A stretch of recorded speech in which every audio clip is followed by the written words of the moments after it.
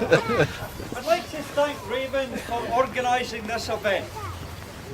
It is very important, people, that we, the Scots, get the message out to the world that we are not going to lie down and accept the nonsense from Westminster anymore.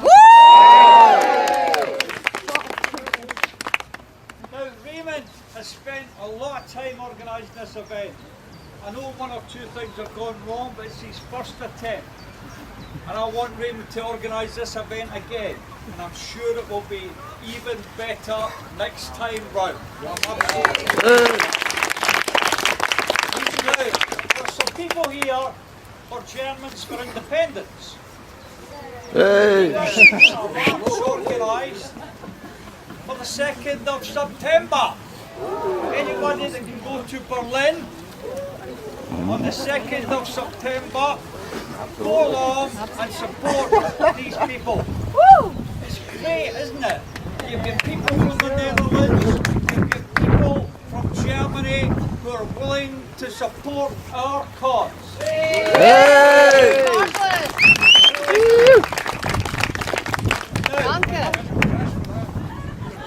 I'm going to give a bit of a talk now about the Association of Scotland and the Netherlands.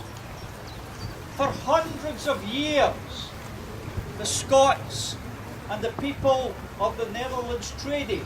They were just across the water. So we traded very frequently in the days when Scotland was an independent country. Now, because we traded so much, lots of Dutch people actually settled in Scotland all around the east coast. And trading on for hundreds and hundreds of years, right up to the Treaty of Union. When 1707, when Scotland was reduced to the state of a conquered country.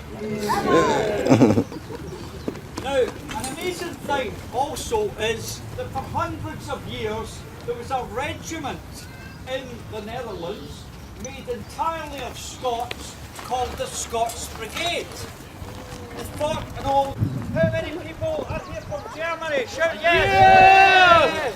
You shouted 9. 9.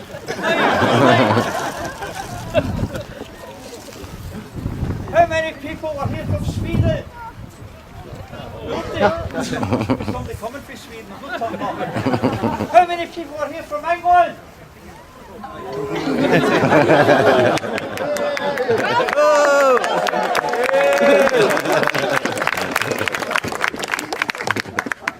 You're very welcome. In spite of everything. So anyway, isn't it fantastic that we've got this great turnout today?